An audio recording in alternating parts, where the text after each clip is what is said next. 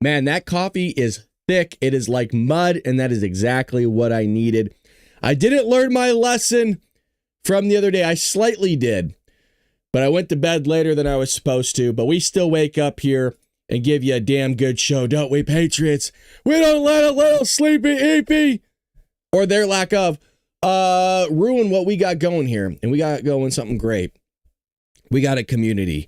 We bring in you the news. We got a following. We're making a difference. We're getting the word out to people.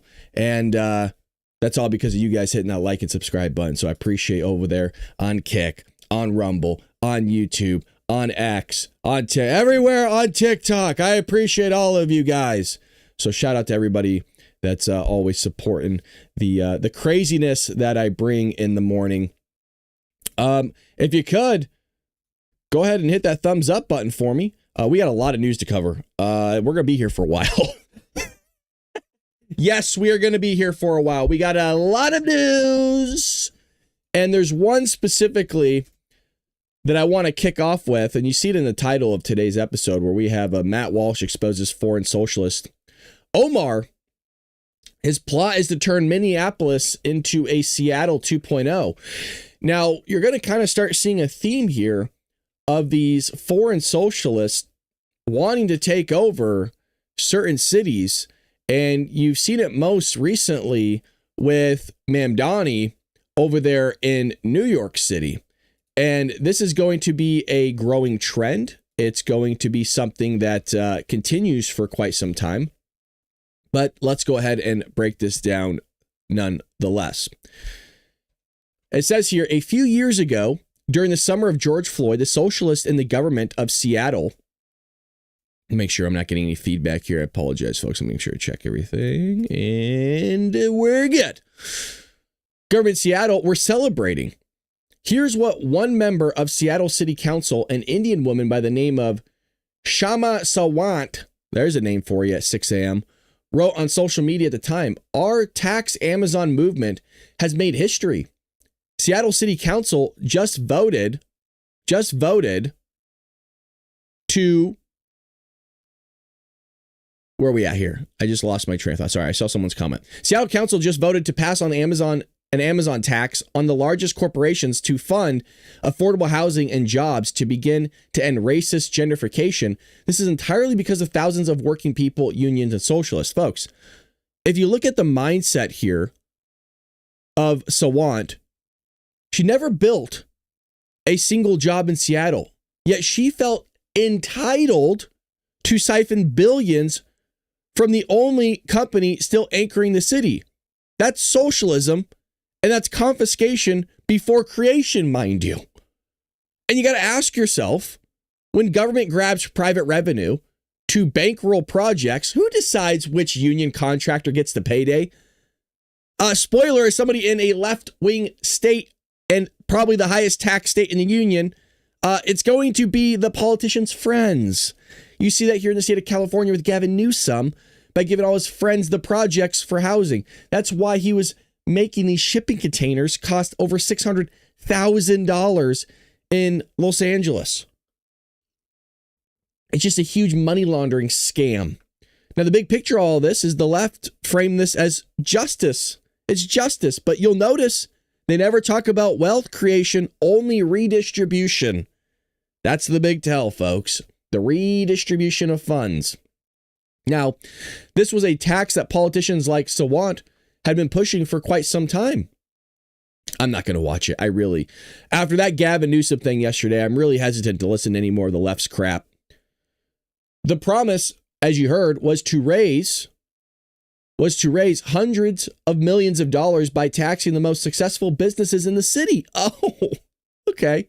And then redistributing the money towards union jobs, affordable housing, and energy efficient buildings. In other words, she's going to steal money from productive companies and redistribute it to various left-wing projects and handouts. Never mind the fact that Sawant has never created anything of value since arriving in this country in her 20s. She's a socialist, so therefore she gets to dictate how the economy of Seattle will work. That's the idea. And for several years, Seattle went along with it. They put foreign socialism into action, and how did it turn out? Well, not very good. I remember there's a guy that I acted on a TV show with. We were lead actors, and me and him were butting heads on Facebook back in the day because Seattle was increasing their minimum wage. And I said, well, this is going to have big consequences because when you increase minimum wage, you're going to also have to increase whatever product or service that you're offering. Oh, no, that's not how it works. I'm like, dude, you know I'm an accountant, right? That doesn't mean I know everything, but usually I have to take a few econ classes. Hell, Econ 333 at Long Beach State was a 70% fail rate, mind you. Passed that as a sophomore or freshman. I think it was a freshman because I took a couple of econ classes in high school. That's here nor there. What I'm trying to point at is socialism doesn't work, never has. I'm not saying you increasing wages is socialism. That's not what I'm saying. But that's what this person wants to do. This person wants to go way above and beyond that. It's crazy. As you'd expect, businesses began leaving Seattle. More workers stayed at home. Companies like Expedia conducted mass layoffs. The result has been less tax revenue and fewer jobs. Geez, it's almost like we all expected that to happen. In other words, socialism failed, as it always does. To give you an idea of how dire things have become, there's a recent headline from one of Seattle's local news outlets. This is catastrophic. Seattle payroll tax revenue, 47 million short as jobs leave city. Well, why would they leave the city? That's crazy. As somebody that runs a business technically, why would I not want to invest in Seattle? This seems like a great place to go, right? I'm being facetious for those on audio, of course. Today's announcement that payroll tax revenues collected in 2024 were 47 million lower than projected requires action to ensure our budget remains balanced. This decrease in revenue is aligned with recent reports of major employers moving thousands of high-paying jobs out of Seattle to other cities in our region. Now, doesn't this sound a little bit like what we were saying with Mamdani? That when you want to tax the crap out of people and institute all these things on businesses, basically the wealthy that are running the businesses, isn't that what they would do? Is get out of Dodge and go somewhere where they don't have to deal with this crap, like maybe Florida or Tennessee. Isn't that kind of what the Daily Wire did? Didn't the Daily Wire leave California because they were treated poorly? That's exactly what they did. Well, imagine that. Sawant became a socialist in India. She brought her ideas to this country, and her ideas in every objectable and observable way made this country worse, to the point that Democrats running the city can't even deny it. We're seeing a lot of this lately. If you haven't noticed, of course, a few weeks ago, a Muslim socialist, someone who wants to eliminate the police department, establish state-run grocery stores and nationalize rental properties, dominated the primary in the mayor's race in New York City. He's very likely to lead New York very soon. Now, the numbers don't lie, folks. Seattle's payroll tax hauled in 47 million below projections for 2024, right? The budget director called it catastrophic. So when you push success, or punish rather, well, what happens is success relocates. Amazon is literally moving thousands of white-collar jobs to Bellevue and take home every blue run city that toys with tax the rich. Well, what ends up happening, Patriots? I'm looking at the chat. What happens? You end up taxing the poor when the rich skip town. I mean, it's the only way to get the money back. And what's wild is the poor won't be able to figure it out. The middle class won't be able to figure it out because they're all the ones that voted for this crap too. So it's so funny. The same people that vote to help the poor and go, well, you can't be doing that. You can't be doing that to poor people. F the rich, man. We're going after them. Well, the rich leaves, but you don't change your budget because you have to keep giving the incentives to the poor because that's what you stand for. But now you're taxing the poor, so now they're even worse off than what they were in the first place before you ever started your initiative. But that pattern and that distance of thinking is so beyond what they're capable, you guys, it's not even worth even talking about with them. It's crazy. So now you saw New York just handed a Democratic nomination to Zohran, Mamdani, right, who wants a state-run grocery stores, as you saw in the freeze rent. And the latest poll is he's up. He's up 10 points over Andrew Cuomo. It's crazy. So why would you fly over America and even care? Because the left exports failed experiments nationally. Seattle yesterday, New York today, your town tomorrow, which is why we bring this up. These are all guinea pig areas, folks. New York, California, Seattle, Washington, Portland, Oregon. And then what have you always seen with these states and with these localities? It moves into your area. I always bring this up. You guys, illegal immigrants, that's not going to happen to us. I'm over here in Alabama. I'm over here in Tennessee. Hell, I'm up here in Maine. Maine has a massive problem with illegal immigration right now, if you haven't heard. It all starts here, and it's coming to you. Crazy. Now in Minneapolis, a similar election is about to unfold. A Muslim socialist named Omar Fateh, who represents the district where George Floyd overdosed, is now gaining traction in the mayor's race. So now we got New York City, Seattle, Washington, and now Minneapolis is about to fall. Now think about that credential.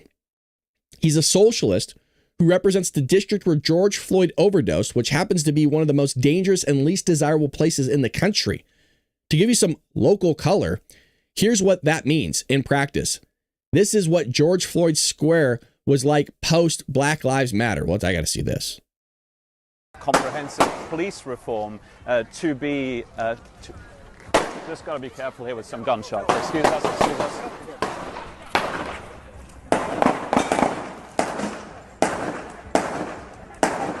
It sounds like gunshots. I'll let you know what this is. Unbelievable. This is Omar's home turf, and he wants all of Minneapolis and indeed all of the United States to look like this. Oh, goody. I'm sure he does. Oh, boy, I'm sure. So it goes on here. Like the Muslim socialist in New York, Omar is not subtle about his intentions. He's not hiding anything. Instead, he's made it clear that he works with the Somali politicians in Minnesota to advance the interests of Somalia, not the United States. What? That's insane. So he's calling Somalia our home, even though he was born in D.C. Insane. We're not going to watch it. We got so much news to cover. We're not going to watch it, but you could see this, the quote. If you want, you can go to this Daily Wire article and watch it yourself. That's insane. Now, it's his right, of course, but it raises legitimate questions of political loyalty when he openly coordinates policy with foreign officials. I mean, my antennas go up, as should all of you.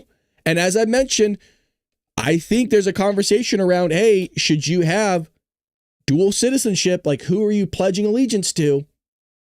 I've been saying it for a while. We're bringing in a lot of people that are here for your economy that aren't here to assimilate to your country, folks. Legal and illegal. He's essentially admitting that Somali politicians are engaged in a conspiracy against the United States. They're working together to loot the treasury to serve Somalis.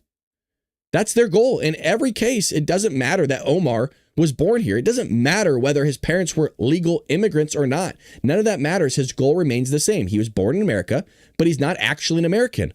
America is not his home, as he has proudly admitted. Omar, like the other Somali politicians in Minnesota, understand that they could take advantage of us. So they're doing it to their great benefit. And who's going to stop them? Absolutely nobody. If anything, the left is going to encourage this. Please understand, this is happening. And you're seeing it happening a lot. Bigly. And if you need any sort of reference, go to baldbrad.com. And there's an article up for you that talks about the legal immigration that's taking place in Europe. And I gave you the studies. I gave you the years of which it happened. I gave you the proportions at which the crime is happening per the immigrants that are doing it. I mean, I'm giving you everything I have for you to see what is going on here. And it ain't good, man. And that's why I'm spending time on this, because it's not good. And there's a reason why I wrote that book called Trojan Horse, How the Left is Destroying America. Because you are seeing it, and it's happening from the inside out, not from the outside in necessarily. I mean, it's both ways, of course. It's not good. By contrast, nobody can provide an example of a single way that the United States has benefited from Somali immigration. It's easy to think of the drawbacks. There's no positives, none at all. By some estimates, there are more than 150,000 Somalis living in this country. They've completely taken over entire neighborhoods in Minnesota and several other states. What have they improved? Have they boosted GDP, employment rates, IQ averages? That would be quite a trick, since the average IQ in Somalia is something like 70. Now, if you want the average IQ of what it's supposed to be, usually it's around 100, by the way. But for the first time in 100 years, I always share this, the American IQ has actually dropped. Now, it makes you wonder, is that because you also have people that are coming from other countries in here as well? I'm not sure. Have Somalis reduced crime? Have they come up with any new technologies? Have they done anything except marry their cousins at extremely high rates? This is Matt Walsh saying that, not me. That's a big, holy crap. Matt is going hard in the paint right now. I'm really enjoying this article. I hope you are too, folks. Shout out to Matt Walsh over to the Daily Wire. There are questions that have objective answers. And in every case, the answer is no. Leftists know they can't dispute that. So they'll call you racist for asking the question. But the question needs to be asked, why are we allowing a single Somali into this country? If nobody can explain how allowing them into our country helps our country, why would we allow it? Well, the problem is, it doesn't matter. It's not about them helping our country. It's about them. It's about us helping them. See, that's where things are confused. I mean, JFK even back in the day was struggling with this idea with his own party. He said, not ask what your country can do for you. Ask what you could do for your country. It's a famous quote.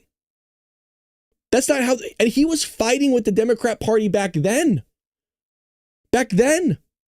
And it's still going on. It's way worse now. Because it's about, oh, well, they deserve a better life. Okay, I think they could deserve a better life, but we're not mandated to just bring anybody and everybody into this country. But as you notice, the culture of immigration has changed, folks, big time in this country, where we're supposed to just give everybody a better life around the world. I wish, God, that would be great, wouldn't it? But at the detriment of this country, I don't care where you're coming from. If you're not going to benefit this country, then you shouldn't come. And there's a lot of people even on the right side. Oh, well, we need to make immigration easier. I don't think so. If this is what's coming in, it's too easy. Oh, well, it's so expensive. You know, it takes a long time. Yeah, it should take a long time to get something great. It's not something that should just be handed over to you easily. Because when things are handed to you over easily, then you're going to get the people that are lazy, that don't want to do anything and make this country great or keep it great. When it's easy, you get people that come in with socialist ideas or families that have socialist ideas and give those socialist ideas to their kids, and their kids run the show. And now their kids are beholden to Somalia rather than the United States, want to run for a government office because the leftists are so entwined with their pigtails so tight that they allow these people to come in and run their city into the ground. And who do they blame? Who do they blame, folks? When their city gets ran into the ground, and in some cases hasn't seen a Republican in 150 years, who do they blame? Donald Trump, Republicans, some nameless, faceless, shadowy figure out there. It's never them. It's some racist out there talking on the internet, or it's some racist out there talking in the newspapers, or it's some racist out there that they can't name, but it's out there. There's a question. There are questions that have objective answers once again. And while we're at it, why aren't we beginning the process of denaturalizing as many of these Somalis as possible? If you join a subversive communist party, your citizenship can be revoked on national security grounds. Correct. That's actually law, by the way. This is something Tim Pool brought up. This is a law, by the way. Just to let you know, it hasn't been used in a while. This is, you are able to actually do this, believe it or not. Additionally, if you didn't actually abandon any foreign allegiance, then you lied on your application for citizenship, and your citizenship can be revoked. I'm not talking about Ilhan Omar's whole fraud with her brother. Jesus, Matt. This article is awesome. This is a systemic issue. So we do not kick these foreign communists out. So when do we start? That's the question is becoming, or that question is becoming increasingly urgent, because at the moment, Omar stands a very real chance of winning Minneapolis. And if he wins, he will win because of the support of a lot of people who shouldn't be in this country. See, that's what happens, is you vote on tribal lines. You vote, let me get this, this is like really small on the screen here. There we go. You vote because the guy's black. You vote because the guy is Somali and that you guys have the majority over there. You don't vote because of his idea. See, people vote on character. That's why they don't like Donald Trump, right? Because they don't like the way that he talks. They don't like the way that he is. They get their panties in a bunch over this stuff. What could go wrong? You have a young, autistic person having a mental breakdown. Why would you ever need to send an armed officer to that situation? It's not a autistic, mentally ill people who have hurt anyone in this history of this country. That would be absurd. And by the way, his statistic for pretty incredible, he claimed that 47% in the video calls to the police could be diverted to non-police responses. That's a number that some left-wing academics at NYU came up with. But there's an obvious problem with that figure, which is that the police don't know in advance whether a call is going to be dangerous. Correct. You don't know. You don't know what the hell's going on there. That's why you show up and you're on alert, like, holy shit, what's happening? It's probably true that some autistic children have a mental breakdown, aren't violent, and that a social worker could coax them out with some ice cream or something, just like they did with Joe Biden. Okay, that part wasn't in the article, that end part, that was me, but it's just as true. But there's also a chance that the autistic child having a mental breakdown will indeed try to delete someone. That's why we want armed police to respond to as many calls as possible. You don't want to wait until someone gets deleted. They can't think that far, though. They can't. They're so, I don't want to say they're sheltered, because they're not. In some places, these people live in horrific areas. But usually the people in horrific areas understand this. But what's crazy is they'll still vote for it. They'll still vote for it. Yeah, they don't want police in their neighborhoods, but then they'll still complain about not having police in their neighborhoods. It's like, what? It's crazy. All this is crazy. Yeah, I'm spending a lot of time on this, but don't worry. Like I said, we're going to be here for a while. We still have all this to go over, and I got a lot more for you. A lot more for you. So you got to let that sink in. Nearly half of the 911 calls, folks, nearly half of 911 calls are domestic violence and armed disputes. Just want to point that out. So handled by social workers with clipboards. Who would assume liability when that turns deadly, by the way? I don't know. Gee, it sounds like a lot of money being shelled out by the locality or the state that's going to end up being sued. And doesn't that impact, once again, poor people? And isn't everything they're doing here on behalf of poor people, especially with the redistribution of wealth, because the rich people are so terrible? But it's not the rich people killing other rich people. No, it's low-income people killing low-income people. It's black people killing black people, white people killing white people. But it's all for the lower income class. Gotcha. Okay, that's going to work out great when the rich people get the hell out of there because you ran the city into the ground. Gee, there's a reason why I don't live in LA, and I'm not exactly a rich person by any means. But there's a reason why I don't live in LA, and I will never live in LA. F that. Police don't get to preview danger. They show up and discover is what they do. FEDA's numbers come from an NYU working paper, by the way. Ivory Tower theory, no street realities whatsoever, because these people go to NYU and they have no clue what's going on. They're sitting behind a desk looking up this research stuff, just like I did with my book. Not a damn clue. So would you rather have a badge and a firearm? This is for you guys. Or a city issued pamphlet? You let me know. Would you rather have a guy that's showing up with a firearm and badge, ready to handle the situation for you, or some lefty with half of her head buzzed, the other half in pigtails? Turns out it's a trans man wearing his wife's thong, in high heels, is throwing up because it's bulimic, trying to make itself look good, has lip filler in, looks like a sixth grader still trying to figure out her makeup, and he has a clipboard in hand saying, hey, I'm here to help you. It's an easy answer, I know. Not difficult. The left will still get it wrong. So notice he casually mentions jaywalking in this video along with domestic violence. A lot of people have said that the hardline Islamic beliefs aren't part of Mamdani's platform and that he's just a typical left-wing socialist, but the soundbite would indicate otherwise. There's a little bit of traditional Islamic teaching creeping in. Perhaps in any event, just consider the comparison he just made. Jaywalking, beating your wife. What's the difference? They're both against the law, and according to Mamdani, laws are bad. Therefore, when police is under the rule of Muslim socialists, we don't have to have laws anymore or police to enforce them whatsoever. Just a Wild West out there. It's crazy. It's really bonkers. This is what they want. Predictably, because they're aligned with foreigners who want to undermine the country's national security, Democrats are falling over themselves to explain why this idea, which is obviously very good, is somehow terrible and unacceptable. Here's Debbie Wasserman Schultz, a member of Congress from Florida, to deliver the best line argument that Democrats could come up with. Oh, I got to see this. This one I got to watch. Hold on a second. Hold on. They essentially drink They get their drinking water and they brush their teeth where they poop in the same unit. They bragged that they went above standards, supposedly, and gave them a 3-foot privacy wall that stretches the length inside the 32 detainee cage. A 3-foot privacy wall that stretches the length of the 3 toilets. Here we are once again, huh? Here we are once again with the stuff. They're drinking out of toilet water again. Yes, they brush their teeth with poop in the same unit. It's called a bathroom, by the way, you guys. We all do it. Yeah, I have a shower, toilet, sink, believe it or not. Yep.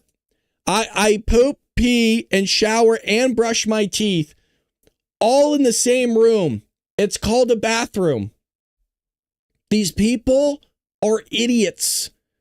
And I think anybody with a sound mind would agree with that. They're idiots.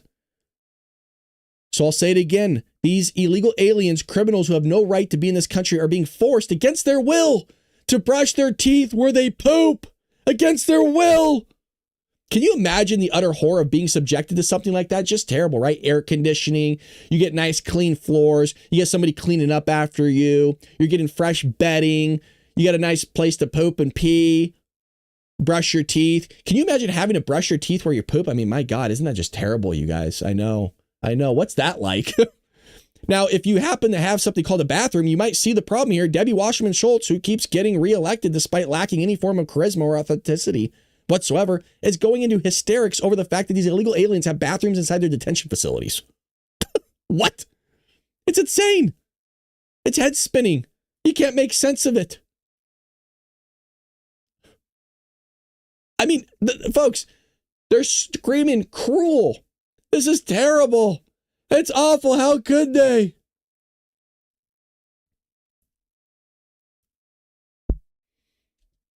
It really makes you wonder, what goes on in this lady's head. And then when she complains about the privacy wall, which is only 3 feet tall, apparently you have to wonder if Debbie Wasserman Schultz has ever heard the concept of a prison. For that matter, you have to wonder if she's ever seen what sailors have to deal with on deployment. To say nothing of the forward operating bases in places like Iraq and Afghanistan. Actually, you don't have to wonder about any of this. Debbie Wasserman Schultz is a fundamentally dishonest person. So nothing she says has any value whatsoever. More to the point, even if the situation at that facility is kind of rough, and I haven't seen any evidence of that. There's a video of what the facility looks like. Hell, Donald Trump did a tour of it. I've seen it myself. The illegals are still being treated with more kindness and humanity than most countries outside of Western world treat people who try to sneak across their borders. The fact is that immigrants are waging an assault on our country and our sovereignty. It might be ugly, but our illegal immigration problem is ugly. There is no pretty way to deal with this ugly thing. Correct. Absolutely correct. So there's a little bit more here, but I do want to move on because we spent about 30 minutes on this, but it keeps going for quite a ways. It goes into ICE raids, judicial roadblocks, following the money where this stuff is happening with remittances and low wealth and stuff like that. But it's a massive problem, folks. And, here's what we got to do. I mean, you got to really ask yourself, does a policy benefit American citizens? That's what all this is talking about. Does the policy benefit American citizens? Are what we're doing benefiting all of you guys? If not, it fails the fundamental test of government legitimacy. The pattern is clear. Seattle, New York, Minneapolis, all these left-wing areas, when voters hand power to these socialists, the middle class is going to end up footing the bill. Why? Because the rich are out. The low class can't move anywhere. And so you're kind of stuck between a rock and a hard place because you're like, well, I can't really move. I mean, I could, but it's going to put me in a tough situation. I've lived here my entire life. What exactly do I do? You're the only one that can be taxed because you're the only one with any money. So that's why you get effed. Boy, oh boy. And who are they going to blame again? So it's the guy right here. Who are they going to blame? Republicans. Yep. Absolutely. It's good to see you guys. Hopefully you guys are having a good time here. I know we spent a lot of time on that, but I think it's important. I really do. Why spend 30 minutes on something that's not important? Now, something we glanced over the other day, just a little bit here, was Mamdani once again, and then we'll get into some other news, okay? I promise. But hopefully you guys are enjoying yourselves. Brad, there is way too much talk of peckers, Fanny and Hunts in the news these days, and now talk of poop. Are you sure this did not stem from a Cornell West speech? It might have. It might have. Q says, hi, all back home from camping. It was relaxing. Great vacation. Missed you all. Hey, good to see you back, Q. Good to see you back. Angel says it's a place to provide speedy procedures. Bet says something about French. All right, here we go. Some political observers are saying that New York Democrat mayoral candidate Zohran Mamdani is a sleazy two-faced peddler of political snake oil whose communist agenda would only demonstrate yet one more worrisome time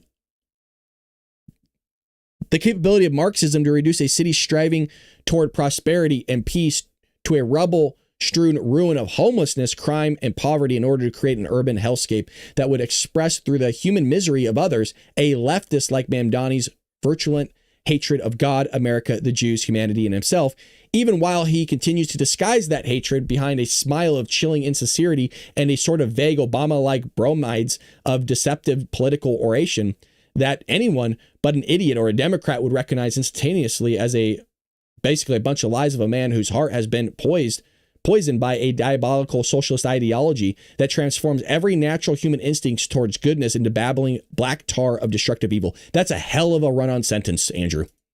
This is by Andrew Klavan, who's a god. He's a gentleman. And he's not wrong.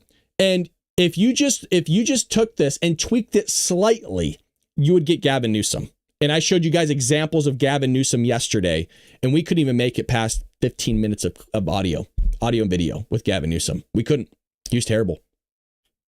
Our political observers are saying things like, what's on TV tonight? Or, I wonder if it's too late to get a reservation for dinner because watching Mamdani's rise to frontrunner in the New York mayoral race is so disturbing. They'd rather think about practically anything else. And that's what they do. They turn a blind eye, right? We always talk about that. They'll take a peek, right? Oh, shit.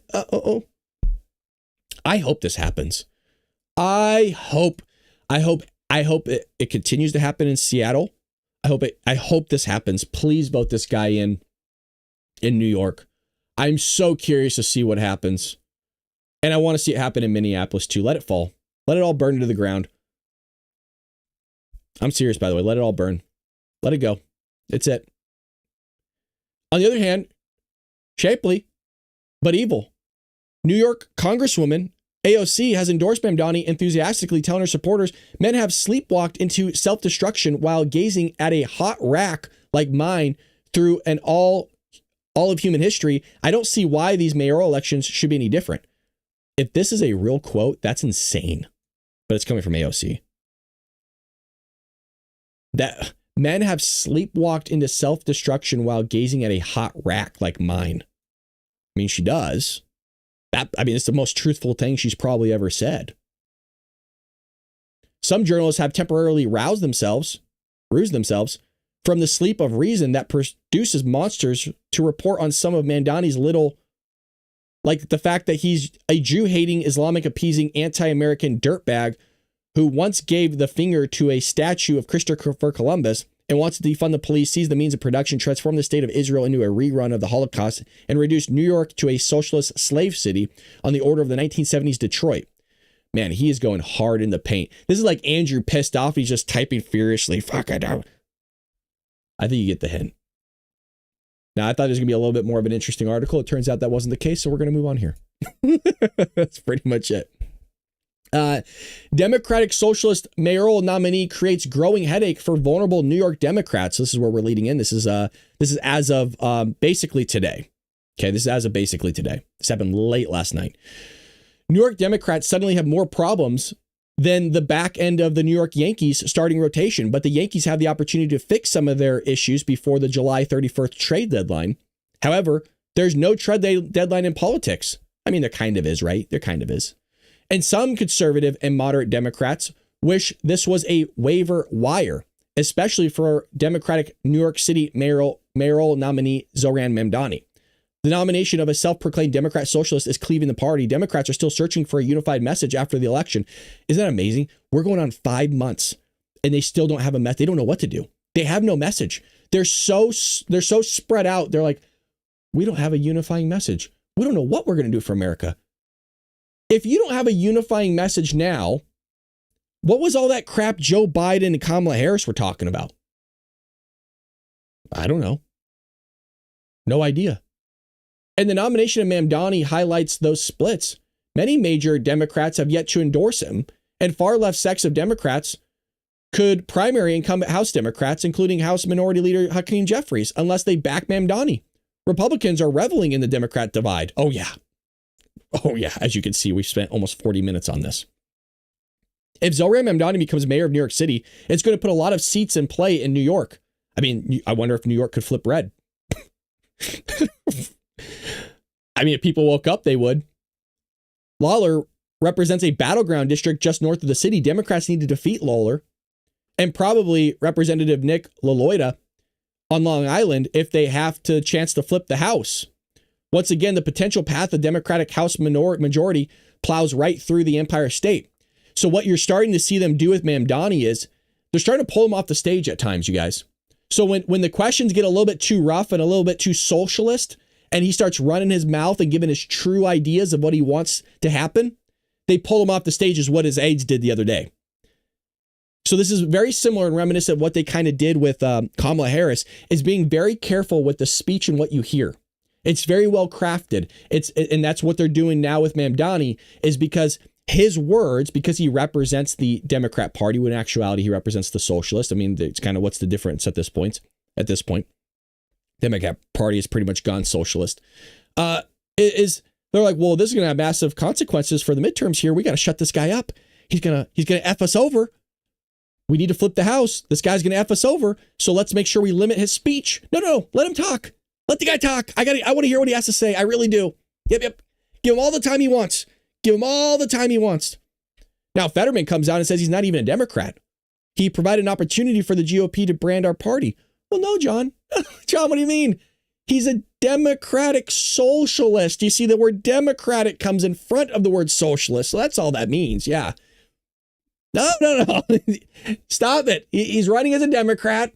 Okay. He's not a socialist. He's just one of you guys. Stop it, John. Stop it. John, you're ruining it for all of us. We need this guy. We need this guy to run his mouth. He's a legit communist, proclaimed Eric Schmidt. I mean, he's correct. I think candidates like Mamdani could continue to push them further left. Oh, yeah, of course. Look what it's amazing that Democrats say Republicans have gone further right. What is further right? How is that possible then that you have RFK, Tulsi Gabbard, technically Donald Trump, Elon Musk, all these people come to the Republican side of the aisle? If we've gone further right, how does that make any sense? They left the Democratic Party because it's not recognizable anymore. It'd be a gift to the Republican Party, said John Kennedy about Mamdani. Every person had a kid in class growing up who ate paste. Oh, this is awesome quote. He is so right. I mean, look, if they get Mamdani in, that's what you're going to be eating in New York City, is you're going to be eating paste because that's all you can find. I think the potential New York mayor of New York is going to be that kid, and Democrats don't know what to do. It's that kid that's picking his nose and eating his boogies in class and scooping on a handful of paste going, it's so good. In college, Mamdani supported an anti-Israel boycott, and during the pandemic, Mamdani pushed the seizure of luxury condos by the government to house the homeless. Yeah, he's going to just take your shit. Yeah, sounds communist to me. God, it sounds like what Mao did in the Great Leap Forward, right? Just take your shit. Yeah, why not? I mean, they were pulling in Mao's Great Leap Forward, which, by the way, happened in your lifetimes, you guys. Happened in some of your lifetimes. I know you have to be old for it, but it did. Mao's Great Leap Forward happened in some of your lifetimes. They were pulling nails out of the floorboards to smelt for metal.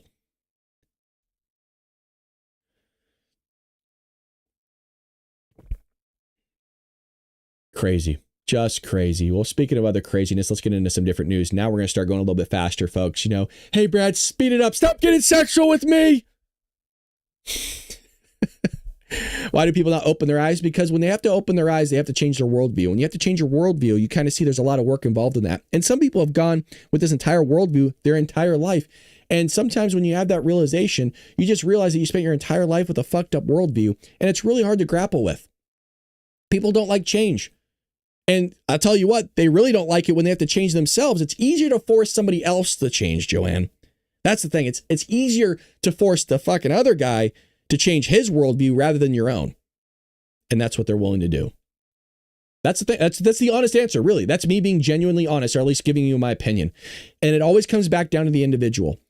It's a lot easier to force somebody else to change their worldview and adapt your worldview by force. That's why they're trying to force you to gender affirm your child. They're trying to force you to do that. And if you don't do it in states like California, what do they want to do? Well, they want to remove you from your household, or at least your kid. That's what they want to do. And they're going to do it by force. And that's why it's a communist idea. Everything is done by force. They're going to say Donald Trump's a communist, right? Donald Trump is a dictator. He's an authoritarian. They'll throw all these names out there. That's what these people want to do, you guys. They're going to do it by force. That's the only way you can get a socialist communist agenda done is they'll start with a democratic socialist idea, right? They'll get into office. And then what happens is that's going to end up spreading is you get one of them, then you get more of them, right? It started with one. Now you got freaking Bernie Sanders. Now you got Ilhan Omar. Now you got Rashida Tlaib, right? Now you have AOC. Then you're going to freaking have Mamdani. Then you have this person in there. You see how it starts slowly spreading? And that's why you start chiseling away at the interior of the United States with these crazy socialist ideas. And then your country falls apart from the inside out. And that's why we wrote an entire book on it. But there's also that idea of, hey, when you have to come to grips with these crazy things that you allowed, it turns into force after a while, because when people start pushing back, well, we got to make sure those people change. And if they don't change, we're just going to take your shit. What's an example of this in a small form that happened in the United States? Look at Chaz and Chop over there in Portland. If you don't conform to ideas, we're just going to take over entire city blocks and you can't enter it. We're just going to take it from you. Fuck the small businesses, screw the locality, the people that actually own these properties. We're going to screw them over. We're going to take their stuff from them. And that's what they want to do in socialism. He wants to just take your money, and he's going to do it in different ways and redistribute it and give it to somebody else that doesn't want to do anything or can't do anything. It's true. It's true. White House reportedly reviewing 1 million documents. Wow, reviewing 1 million documents, approved by Biden autopen. That is a lot of documents. There has to be some sort of software that's scanning all these for the autopen. So the autopen is a very distinct signature, right? It wouldn't take a long time to actually siphon these through these with software to spit out which ones are autopen and which ones aren't. I mean, you guys, Joe Biden could barely stay awake, right? His signature is like a squiggly. The White House is conducting a review of potentially more than 1 million documents approved through the autopen process under former President Joe Biden. I would imagine the Supreme Court is going to hear this case. I would imagine. And they're going to have all this stuff prepared, and everything this psycho did is just gone. The White House counsel's office is leading an investigation into the former president and his staff's use of autopen. The White House has already assembled tens of thousands of documents from Biden's term turned over by the National Archives for review. Quote, Joe Biden was the worst, most incompetent and senile president in our country's history. There has never been a truer quote about a president I've ever seen. That is correct. It has been widely reported that Joe Biden handed the power of the presidency to an autopen controlled by unelected leftist staffers who were allowed to make terrible decisions to destroy our country. I would love this personally. This means nothing to me unless people are held accountable for their actions. This means nothing to me. I know a couple staffers that ran the autopen. One of them, I believe, is already lawyered up with a high-class lawyer and probably should. But none of this means anything to me if people aren't held for their actions, their consequences. See, we're peasants, you guys, right? We're peasants in this country. Let's be fair. All of us, including myself. If we do something wrong, we go to prison. But if anybody else does anything wrong in the Biden administration or these elites or these high-class individuals, nothing happens to them. It only happens to us, right? It's like everything happens to the middle class.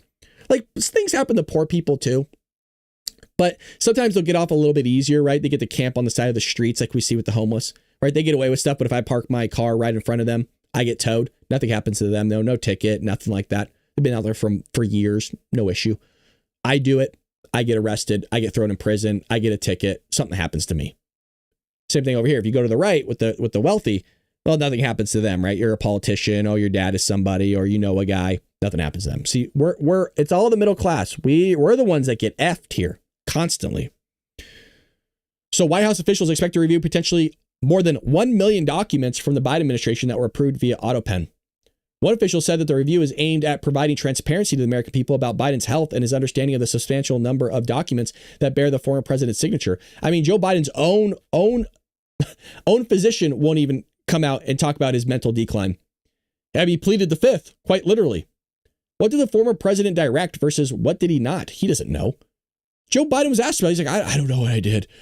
I did something, though, I promise. The only time a legitimate use of the autopen should happen is if the president said he wanted something done, or if he was asked for his approval. Biden was recently revealed to have not specifically approved thousands of prisoners and convicts that have granted pardons and clemency in his final days of office. You have people out there that are criminals out in the streets again where your kids are at because Joe Biden. Now, it's typical fashion of Joe Biden because he allowed millions of people to pour across the border that we don't know who they are. Terrorists, offenders, criminals, arsonists, all these people in the tunes of thousands spread across the United States in your cities and in your localities. And Joe Biden allowed it to happen. Big time. So this is Biden fashion. This is Democrat fashion. Just really things done poorly, but they're going to hound Donald Trump for everything that he does poorly. I know I repeat myself. I could care less what any Democrat has to say that voted for Joe Biden or Kamala Harris. Their words are meaningless to me because you voted for a guy that couldn't wipe his own tush. You voted for a guy that fell up a flight of stairs, hit a golf ball backwards, looked for dead people in the crowd, was communicating with world leaders that have been passed on for 40 years. The hardest question he ever got was, what's your favorite ice cream, Mr. President? Like, this is the stuff we had to deal with. And you voted for him. And by the way, you were going to vote for him again, all the while telling us he was the most popular president in American history. Really. So when I look at all the bar graphs of former and current presidents, and they all have the same distribution, but just oddly enough, you're the one guy in the span of decades of presidents that kind of spikes, and you were going to throw him to the curb and did throw him to the curb, and I'm supposed to believe things that you say, and you weren't even willing to raise an eyebrow on that redistribution? I don't know. I got a lot of questions for you. You're just as senile as Joe is. Now, exclusive Biden admission prompts bill to neuter autopen. Former President Joe Biden's admission that he did not sign off on each of the large number of pardons before he left office has prompted new legislation that seeks to restrain the use of autopen for signing off on major acts. How about you can only use autopens for signing letters to fans? How about that? I mean, we've gotten so lazy as a country that you can't even sign your own documents anymore. Maybe the president has a little bit too much involvement of what goes on. Addison McDowell is introducing a bill called the Ban on Inkless Directives and Executive Notarizations Act of 2025, the Biden Act. Oh, I see what they did. That's funny. That is good. That is really good. Okay, so the acronym is Biden, B-I-D-E-N. Ban on Inkless Directives and Executive Notarizations Act of 2025, the Biden Act. You know what? If she's a Republican from North Carolina. If she's your representative, give her a phone call today. Hell of a job. You guys know that I'm not huge into these acronyms. I kind of think they're silly, but this one is freaking good. These things drag on. They're really long titles for these acts. I think we could have made it longer. Yeah, I do. It needed the word. It really did. It needed another word to be connected to Biden. Senile, idiot, that type of acronym. It is clever. We need this to be longer. And I never asked for that. You guys know that. This is genius. This is up there with some of the best work I've seen. Well done. If she's your representative, give her a phone call. This is a gift. This is worthy of a $5 gift card. Say, get yourself something on me, lady. Get yourself something. Yeah, that's good stuff. I'm basking in it a little bit. If you notice, I'm letting it marinate for us. You know what I mean? We get to sit in this glory of the title of this act. We're just that good. Well done, Addison. Well done. That would, oh, Jesus, hold on a second. I'm just so excited. Let me wet my whistle a little bit. That would amend the Title III of the U.S. Code to prevent a president from using such a device for signing bills, executive orders, pardons, and commutations. It comes as GOP lawmakers become increasingly concerned that Biden was not mentally competent. Increasingly concerned? No. No. We're beyond increasingly. We are already there. We're just sure. There's no increasingly concerned. I was already increasingly concerned during the campaign of the original campaign. That was like years ago, 5 years ago, when he was running against Donald Trump before.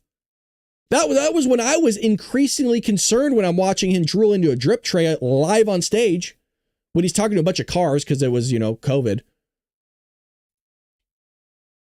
Yeah, no. No. We got some updates here where House Republicans block Democrat push to release Epstein files. Now, this one I would like you guys to listen carefully because there's a lot of information coming out that just isn't correct. So I want to clean it up for you. So that's my goal here. It's not what it seems, okay? So I have articles that are kind of lined up here to kind of play this out and give you a little bit more insight of what happened the other day, meaning yesterday, regarding this, because you're hearing Republicans block Democrat push to release Epstein files. How could they, those sandbaggers? I don't know if I'm using the word sandbag right. I don't think I am, but it sounded really good. Let's explain this, okay? So let's get into this. So now you need to listen. Okay, everybody, you need to listen to me, you sons of... I love you guys. Here we go. House Republicans blocked the Democrats' move on Monday night that would have forced the Trump administration to release the Jeffrey Epstein files. We're going to go through everything to help you guys, all right? I'm not saying you need the help, but some of you do. I know I did yesterday. I was like, this doesn't make any sense to me. The Democratic amendment to cryptocurrency legislation, okay? Again, the Democratic amendment to cryptocurrency legislation, first introduced by Congressman Ro Khanna, Democrat, by the way. A Democrat is putting in an amendment to cryptocurrency that should raise your antennas that something weird is going on, all right? Sought to allow Congress to vote on whether the files should be published. It was barred in a 5-7 vote, with all but one of GOP members of the House Rules Committee voting against the amendment. The question with Epstein is, whose side are you on? Khanna told Axios ahead of the vote. Are you on the side of the rich or powerful, or are you on the side of the people? He reportedly vowed to introduce the measure again, and again. Now, Khanna's amendment would have required, listen carefully, Attorney General Pam Bondi to make all of the files about Epstein available on a publicly accessible website. If you read this amendment, you guys, if you read it, there's nothing in the language that would stop the child corn to be on this website. There's nothing in there. You could take it, you could read it yourself. You could also take it and upload the file into ChatGPT, Grok 4, all that stuff. You could put in ChatGPT 4.5, which is the best ChatGPT you can get. It's like $200 a month. I wouldn't do that if I were you, but you could. You get the regular paid version, it's $20 a month, and still do it. And you would see that this is a possible thing that could happen. Now, that's not the point I'm trying to get into here, but I'm just giving you a possibility that's in this. Again, I got more here. I got more regarding this because it's not as it seems. And she would have to comply within 30 days of the procedure's enactment. Pam Bondi would. It's not a surprise twist. Ralph Norman voted in favor of the proposed amendment. The public's been asking for it. I think there are files. All of a sudden, not to have files is a little strange. We'll see how it plays out. I think the president will do the right thing. Chip Roy abstained from the vote. Now, let's get into a little bit more of this, okay? House GOP rejects claims of blocking Epstein files and say a misunderstanding. Now, this comes from Marjorie Taylor Greene yesterday. So they voted on this, as we just read. And then everyone's like, well, what's going on here? Why would you do that? So Marjorie Taylor Greene clears the air. And let me see if there's actually a clip here of this. She was on Benny Johnson's show yesterday. And Benny Johnson was kind of, I don't want to say doing a round table, but almost like a speed date with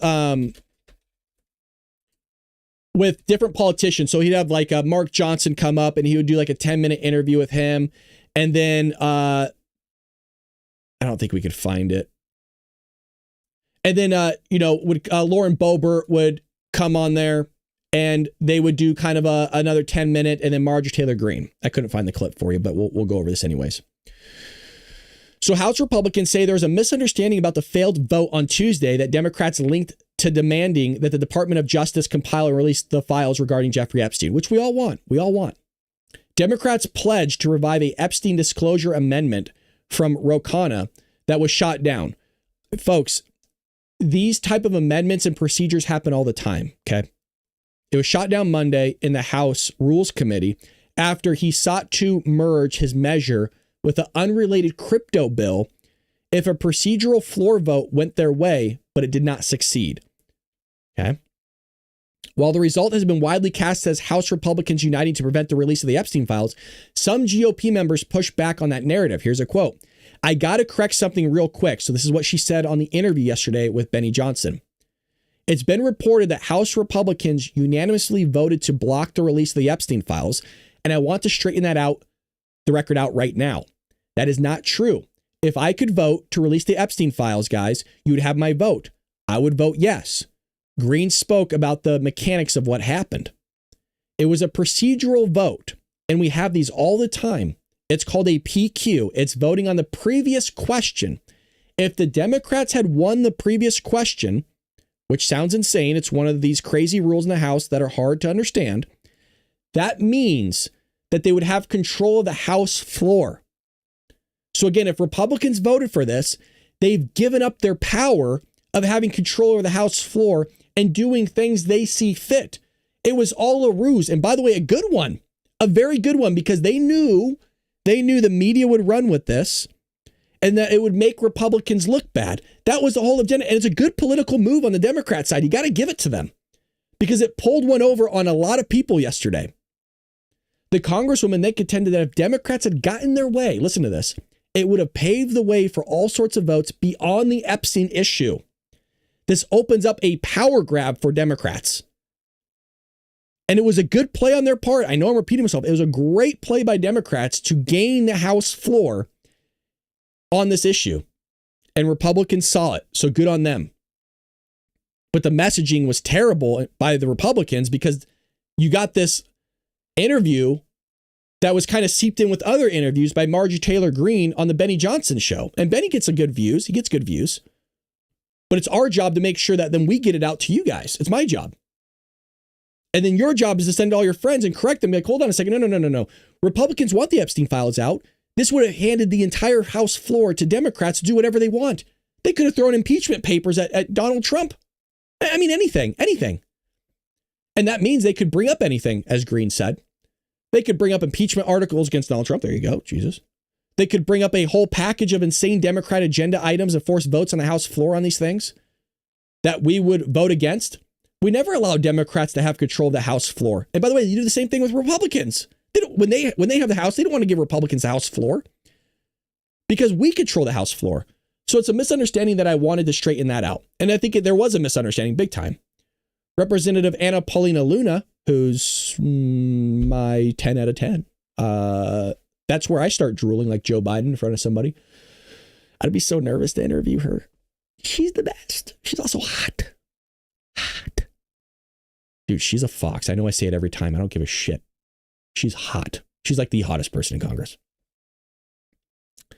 The House GOP conference as a whole did not vote to block the release of the Epstein files. There was a procedural vote that, if failed, would give Democrats control of the House. If you pull up the previous question language, you will not find anything regarding Epstein. Liars never cease to disgust me. And Anna Paulina is correct. Dude, she'd be a great VP, man. She don't put up with shit. She's one of the best. Not just because she's hot. I mean, that helps a lot too. But she's just, the woman's smart as freaking hell. In response, Jim McGovern Democrat of Massachusetts claimed Luna was not entirely correct. Respectfully, Luna, this is not accurate. If you pull up the previous question language in tomorrow's congressional record, you will find that the following, which you voted against, sharing a screenshot of the text of Epstein's final amendment. Connor's amendment did get support of a single Republican, didn't get a support. Did get the support of a single Republican in the House committee, but the rest of the Republicans voted nay, and it was defeated. Oh, wow, you got her there. You got her there because one guy voted for it. Whoa, stop traffic, notify the newspapers. The California Democrat later clarified that his measure pertaining to Epstein, a wealthy financier and convicted sex offender, was found dead at the age of 66 in New York City jail, blah, blah, blah. Of course, to protect the identities of the victims. Okay. So there you go. That's what I wanted to clean up for you guys.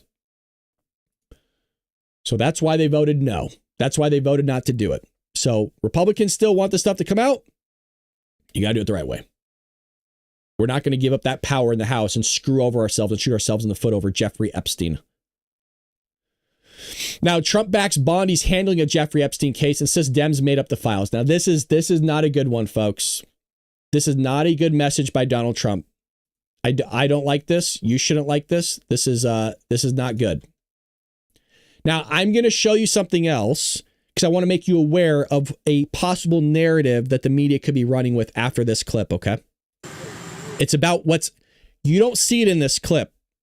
What I'm going to talk to you next, you're not going to see, but it has to do with the health of the president. And this is a possible narrative that could be ran by the Democrats that you need to be aware of. The Attorney General's handled that very well. She's really done a very good job. And I think that when you look at it, you'll understand that. I would like to see that also. But I think the Attorney General, the credibility is very important. And you want credible evidence for something like that. And I think the Attorney General's handled it very well.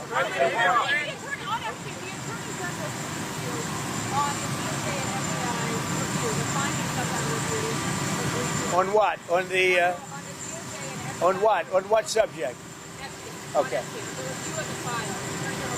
A very, very quick briefing. Yeah.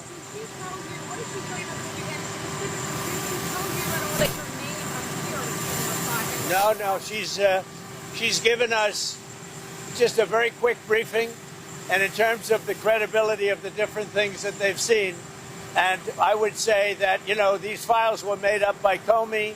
They were made up by Obama. They were made up by the Biden we went through years of that with the Russia hoax, with all of the different things that we had to go through. We've gone through years of it. But she's handled it very well, and it's going to be up to her. Whatever she thinks is credible, she should release. Yeah.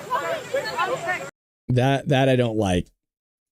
I don't like the idea of the files were made up by Democrats, including Obama, Biden, and Comey.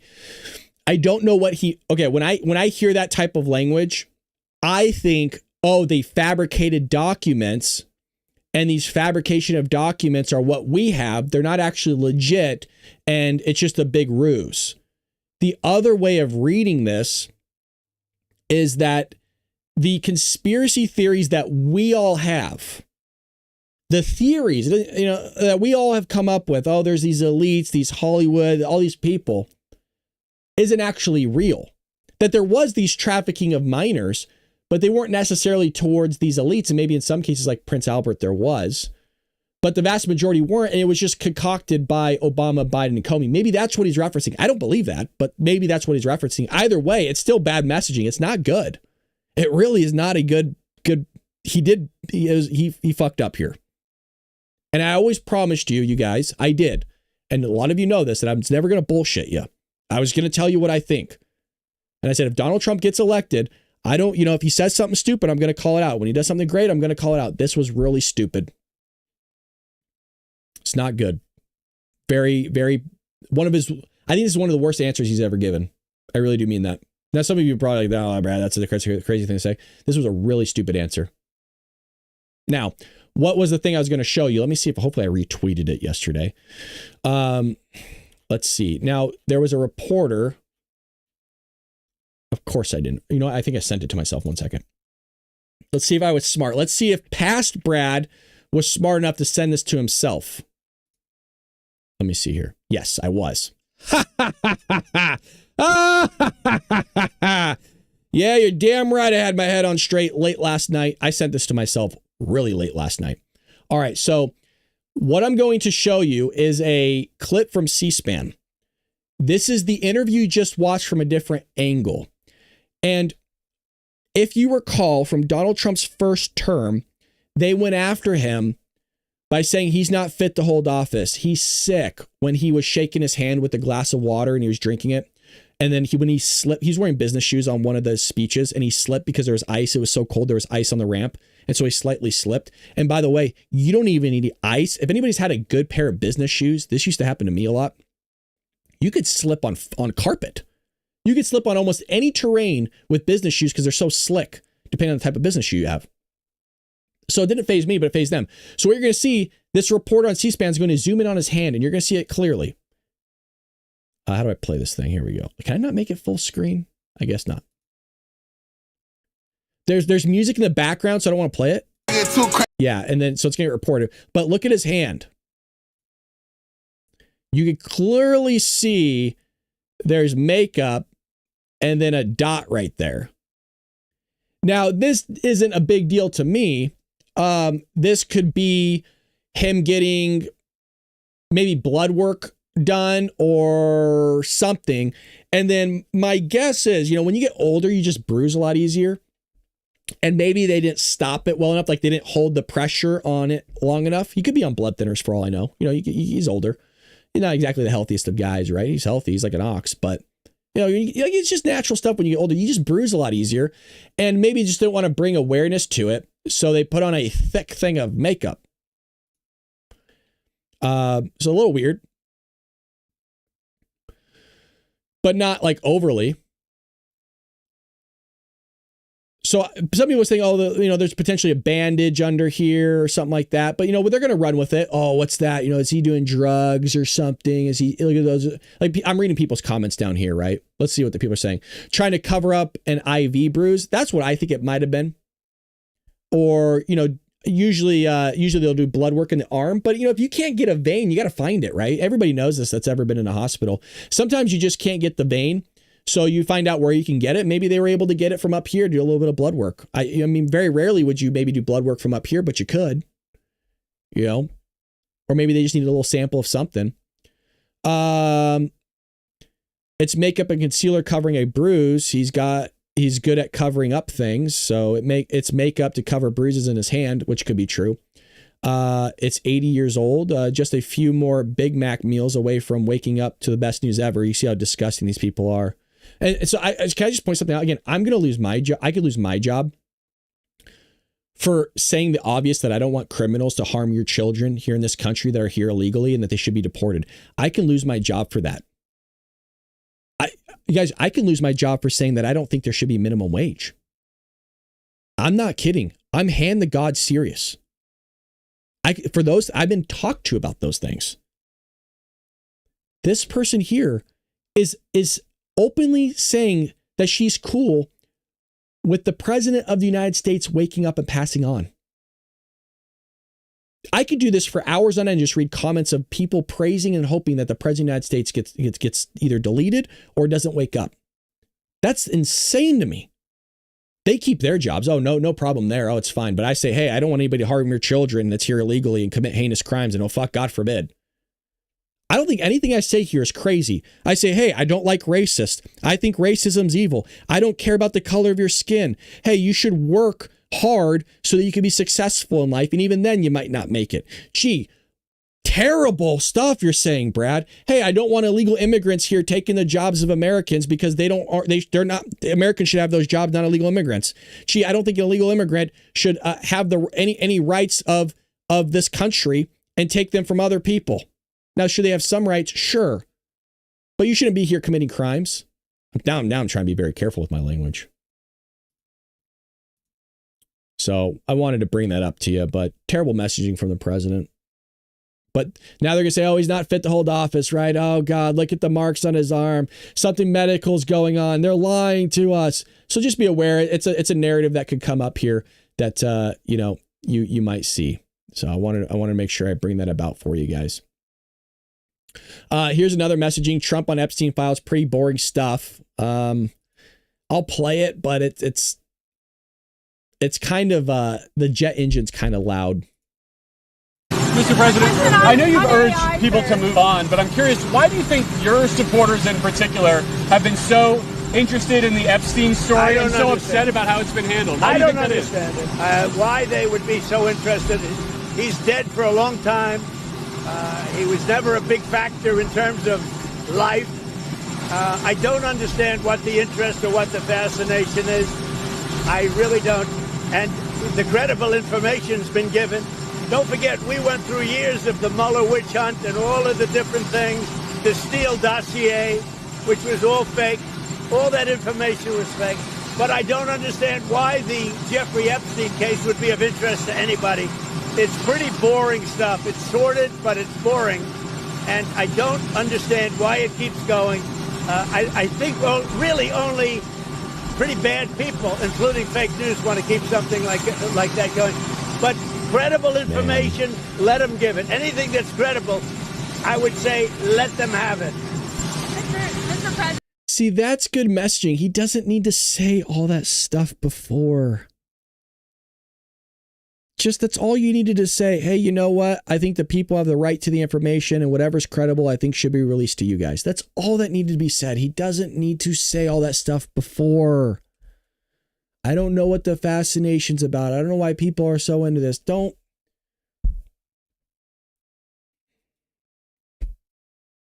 It's a blunder, man.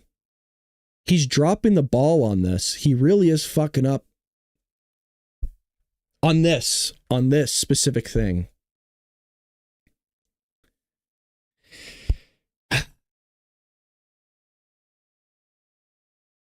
Yeah. See, Joanne says it right. He does. He needs to learn to shut up every once in a while. Yeah.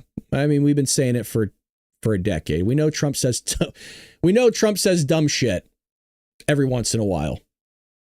That's the difference between our side and the Democrats, right? At least we acknowledge that he's screwing up or saying something stupid, and we call him out for it. Democrats don't do that with Joe. We heard it for 4 fucking years. Sorry to cuss, but we did. Brad, cut him some slack. He works 100. Yeah, but not on this. Not on this, Bets. I'm not going to cut him slack on this. He's not an idiot. He's not an idiot. He knows the Epstein files. He knows how important it is to people. He ran on it. His FBI director ran on it. His deputy director of the FBI ran on it. His AG ran on it. His former AG Matt Gaetz ran on it. No, I'm not gonna let this one sit. This is a fucking terrible statement from the president of the United States. I'm not gonna be slack on that. If you're going to say, I don't know what the big deal is of this, when you have a guy that was allegedly trafficking minors, and you're going to say, I don't know why people are so infatuated with this Epstein file stuff, that's a fucking insane statement to make. You know I love you, girl. Please don't feel like I'm hounding you. I'm just saying that's an insane thing to say as the president. I don't know what the big deal is about this guy. I don't know. Maybe he was trafficking thousands of minors to fucking the elites allegedly, and these global people, and who else knows? I would say that's a big thing to try to figure out here, man. It's crazy. Crazy. It's terrible messaging. Terrible. I don't know what the fuck he's thinking here. Yeah, he's sleep. Then get more sleep. If we're going to say that he's not sleeping enough, if you're going to say stupid shit like this, sleep more, please, sir. Mr. President, please sleep more. Somebody has to call him, you guys. This is stupid. Obviously, I'm frustrated by it. I love the guy. You guys, I've said stupid stuff before, and you got to call me out on it. You know what I mean? Don't let me just keep rambling about, oh, that's a really crazy thing Brad just said, but we're going to allow him to say it. I hope you were never like that with me. Email me, be like, hey, a lot of us in the chat today were like, that was a really bad thing you said. You should probably come back tomorrow and clear the air on that one. That was really dumb. You got to have my back. You got to have Trump's back. You can't allow him to say stupid shit. Somebody got to tell him. You know what I mean? Somebody got to tell him. And I hope you guys would do that with me. Like, hey, fuck, dude, that was borderline on the line. We don't think you meant it the way you did, but maybe that was like borderline racist or something like that. You got to let me know, because that's not where my heart is at. You know what I mean? I don't think that's where Trump's heart's at. I think he's just either being ignorant or, like you said, maybe sleep deprived or fuck, I don't know. Really crazy. If you're enjoying what you're hearing and seeing, hit that like and subscribe button. Please follow us. Really appreciate you. Joanne says, oh, hell no. We call you out. You son of a bitch. Like, you just don't see it, Brad. No, we call you an idiot all the time in the chat, but you're too busy running your show. I appreciate that. Exactly, we're all on the same page. Of course, we're on the same page. Same page, just different book. I'm hoping I'll come out just before midterms. Maybe. Maybe. All right, well, Trump admin charges business owner for hiring illegal alien workers. This needs to happen more. Trump administration is charging an illegal alien business owner in Arizona for knowingly employing other illegal aliens in his food truck business. Federal prosecutors hit a legal alien business owner, 42-year-old, with several crimes after Homeland Security investigation took him into custody in Phoenix earlier this month. The Mexican national is believed to have hired at least a dozen illegal aliens to work at his restaurant chain. Every single one of his workers, federal authorities say, were in the country illegally. Illegally. He now faces several federal charges, including the harboring of an illegal alien, knowingly employing unauthorized aliens, improper entry by an alien, and alien in possession of a firearm. Jeez. So I'm glad this happened. Good. This needs to happen a little bit more. Court documents indicate, according to one report, that the Mexican illegal alien paid the smuggling cost of some of his employees, fronting $12,000 apiece to traffic the illegal alien workers in the United States. Holy Lordy. We need more of that. We need more of that big time. We also have assaults on ICE agents skyrocket up 830%. Be careful with percentages, right? Now, this skyrockets because you don't ever really see, or you hadn't seen ICE in a lot of years, really do much of anything under the Biden administration. And that's not me hounding ICE. That's me hounding the guy that was in charge of the executive branch, not executing the laws in the books and utilizing ICE to do their job that we're paying for as the taxpayers. But it's gone up because now they're allegedly shooting at ICE. They're assaulting them. They're throwing rocks at them. They're throwing tear gas back at them. They're doing all sorts of things. And you don't see CNN and stuff condemning this stuff. Like, I thought we're supposed to peacefully protest. See, if we as, remember the Tea Party? You guys all remember that one? Remember when we would go out, we'd have to pull the permits. We have to clean up after ourselves. God forbid we did anything malicious in any way, shape, or form. It'd be headline news. But these guys go out. They don't have to pull permits for protesting, for blocking the highways and freeways and lighting buildings and cars on fire and damaging property like they did with Black Lives Matter and the current riots. They don't have to do any of that. No, it's all legal. Yeah, it's legal to do that stuff. But we do. Yeah, see, we're held to a different standard than the Democrat Party and progressive left. So you have an 830% increase in assaults that are taking place here. And it needs to stop. And one way to make it stop it, put these people in prison for a long time. So here's Stephen Miller. He's going to rant for me because I'm losing my voice after the rant that Bruce, Danielle, and Keith gave me yesterday. I think it was Keith. Where we got big donos coming in. So appreciate you guys. Thank you. God bless you for yesterday again. If you want to do it again today, I'm not against it. Here's Stephen Miller doing Lord's work. We are deporting child predators and child rapists from these communities in mass. We are removing drug dealers. We are removing gang members. We have multiple foreign terrorist organizations like the Sinaloa cartel, like Tren de Aragua, like MS-13 that were imported in vast numbers by the Biden administration to rape, kill, maim, and murder innocent Americans. So that's the dystopia that we are healing, that we are resolving by getting these monsters out of our country. And as we are doing that under President Trump's leadership, Democrats are leading an insurrectionist mob to try to murder ICE officers. I can't be clear enough about this. The rhetoric from Governor Newsom, the rhetoric from Karen Bass, the rhetoric from Democrat leaders in Washington is directly encouraging and incentivizing murderous migrant mobs to attack ICE officers. When they describe ICE officers, these heroes, as some kind of fascist force, some kind of Gestapo force, they are using the language that is meant to justify violence. ICE officers are literally in real time liberating American communities, once peaceful, once idyllic American communities from an invasion force. I cannot imagine a nobler, a more righteous activity for any American to do than to go into these communities, face off against hostile mobs, and literally free them from the forces of destruction and violence. He's not wrong. He's not wrong.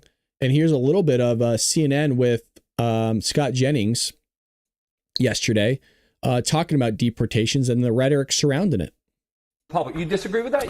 I think it could actually be both. I agree with you. He brought an attitude, that Republicans liked that no one else Ask a really random mentioned. Republican to tell name 3 policies they like. When you see, like, respectfully, when you see lazy reporters out here asking people, well, why did you vote for Donald Trump? And they say, I like his policies. You rarely see a follow-up. You rarely see them say, well, name a policy that you like. Tell me what it is you liked about him. Because they know, I know, they are incapable of answering it. Every single time I think that what's missing here, they're incapable of answering. What's missing here from Democrats, obviously, is just a certain degree of authenticity. The problem with all of this stuff is that it doesn't come across as real. Yeah. And bingo. And also attached to something that matters. I'm actually going to compliment Donald Trump for a change, probably for the first time in my life. Very last word. He comes across as incredibly authentic in who he is. You may not like him, but he comes across as that's who he is. An authentic idiot. Yes. Right, but authentic to his base. What I just saw on TV right now is not authentic. Now, I've never hung out with Gavin Newsom. I don't know if he curses up a story. Well, they cut her off, unfortunately. So, Democrat, and talk about other Republicans. You have that going on with Stephen Miller over there, who's doing the Lord's work once again. Let's see if there's anything updated here with Stephen Miller really quick. Yeah, this was big yesterday, by the way. I don't think I have that actually queued up. I thought I did. I retweeted this, but there's it passed last night. Vice President J.D. Vance breaks the tie. The $9 billion in Doge cuts package advances, you guys. This was huge. So what this does is NPR, PBS, USAID on the chopping block. Done. No more, what do you call this? Let's see. Peddling leftist narratives on the taxpayer dime. Yeah, none of that anymore. There's thinking of you, Stephen.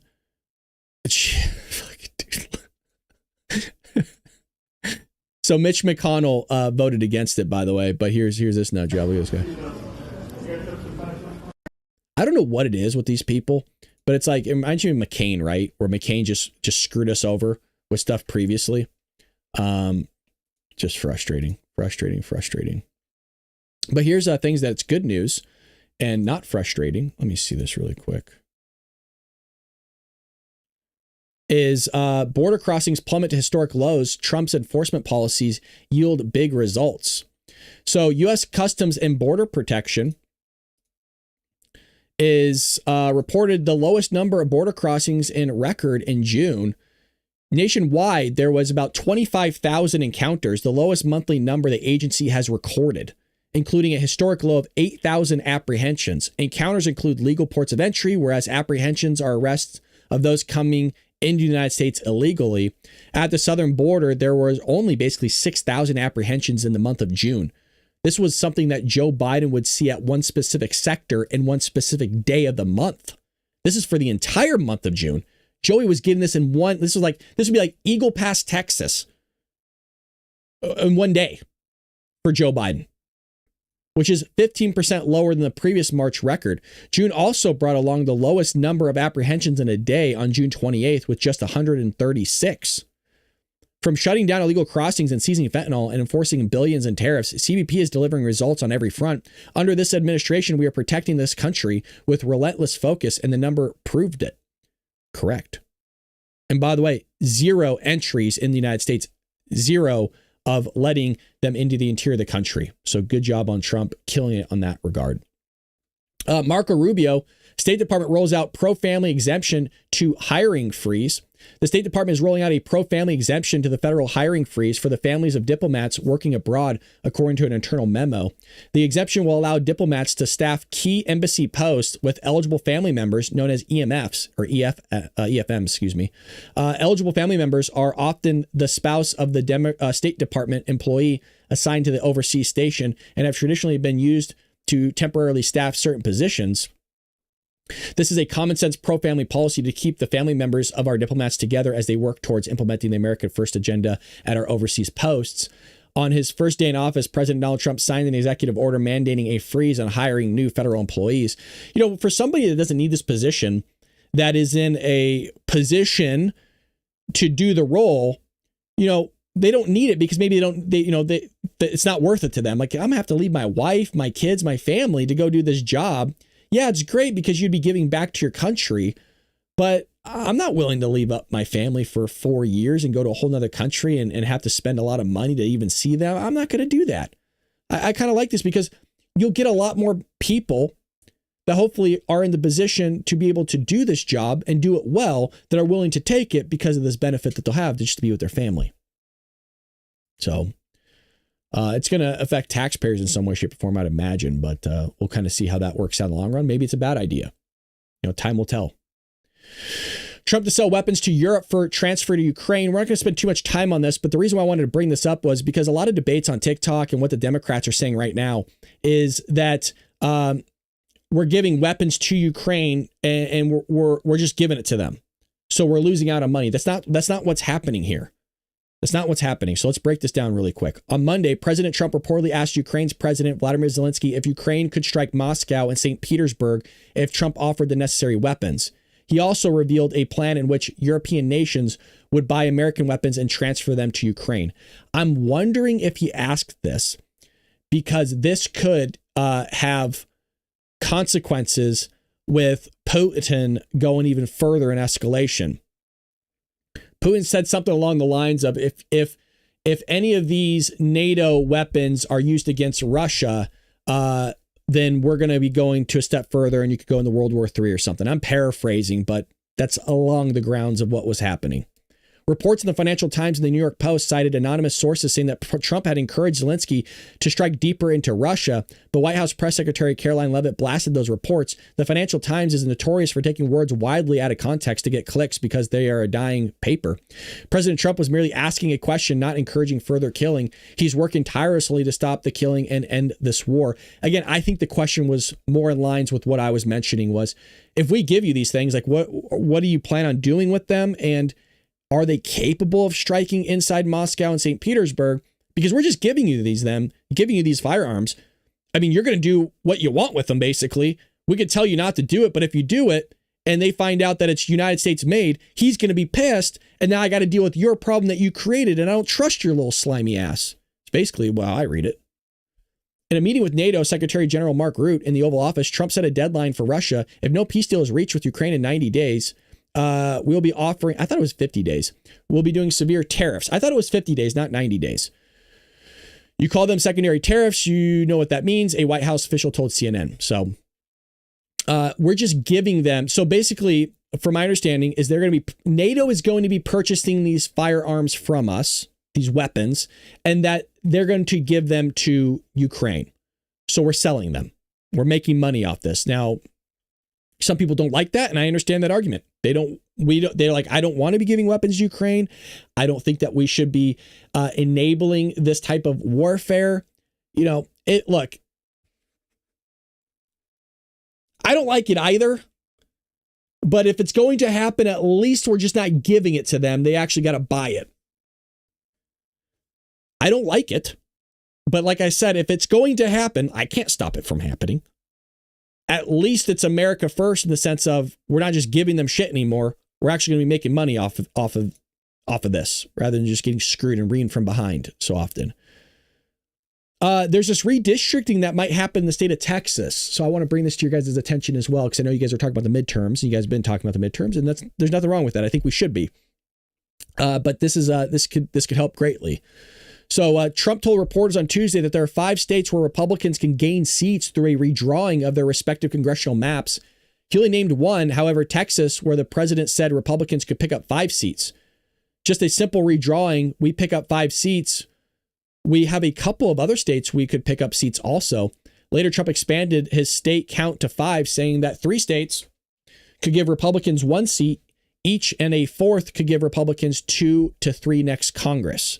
There are about 4 states other than Texas. I'll give you a figure of that one out, but we'll have about 4 of them is what he's saying. So Texas currently has 38 House seats. 25 of those are currently held by Republicans. While redistricting could make some Democrat-held seats more favorable to Republicans, it could also make some GOP-held seats more competitive at the same time. So it's kind of a give and take there. You got to be careful with what you're doing. So let's hope he is being careful. And the last one I have for you, by the way, I already checked. There's not breaking news on anything, but I do want to check the markets. Trump touts over $9 billion in fresh AI energy investment in Pennsylvania. This is where one of our mods lives. Jeff is out there in Pennsylvania. President Donald Trump championed over $90 billion in fresh energy and artificial intelligence investments in Pennsylvania. Trump led the inaugural Pennsylvania Energy and Innovation Summit. This afternoon, 20 leading technology and energy companies are announcing more than $92 billion of investments in Pennsylvania, said Trump. This is a really triumphant day for the American people and the Commonwealth and for the United States. Again, we're only 5 months in, folks. 5 months in. The investments being announced this afternoon include more than $56 billion in new energy infrastructure and more than $36 billion in new data center projects. And a lot more than that are going to be announced in the coming weeks. It's unbelievable what he's doing. I'm stumbling because it blows my mind. 5 months and look at everything we've gotten done, man. This is huge. This is huge. Now what we need to do is get everything really, really even. Matter of fact, there is news. I apologize. Let me find it for you. This is what happens when you do your show prep the night before late and you're trying to recall early in the morning. Fuck, I know there was something I wanted to show them. It's this. Resigned, fired.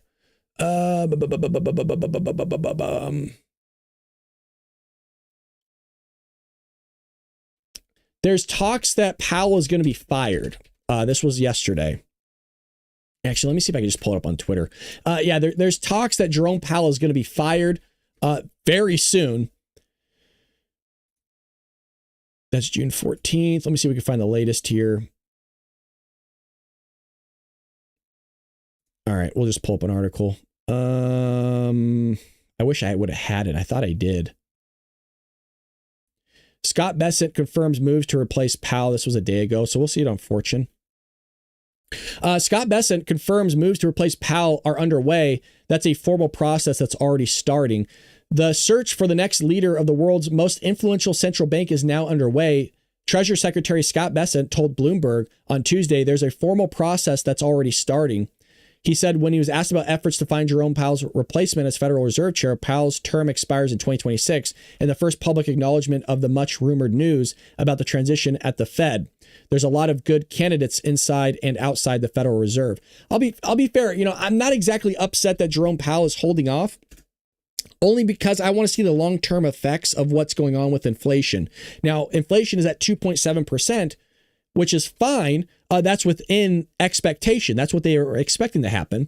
And the more you start increasing these tariffs around the world, and you're given that time, remember, it's only been 5 months, and some of these countries haven't even felt the full effects yet of these tariffs. That's going to cause the cost of your goods to go up if it's passed on to the consumer. Well, when you pass on that cost to the consumer, it inflates the prices of said good, which increases the price of inflation. And you got to kind of see what happens with that if you're going to be messing with interest rates. Now, at the same time, it pulls at my heart a little bit because we're refinancing a ton of debt. And if you can refinance at a lower interest, well, that's saving us billions of dollars. I mean, every point Trump was saying was like 300 billion or something like that. So Powell might be out very, very soon. That's for sure. Now, let me double check my page and make sure there wasn't anything that I wanted to bring to your guys' attention. I showed it.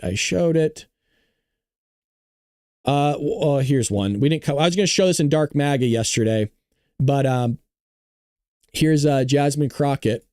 Still looking good. I know you guys don't think so, but she's still looking good. And, she's saying that you're racist in Texas. A Texas representative is saying that Texas is racist. Okay. And if they gerrymander, can you talk on that? Thank you. Yeah, so first of all, it hasn't quite been said clearly that Texas has always been found to be intentionally discriminatory. And so I want y'all to understand the makeup of my state. The state is a majority minority state.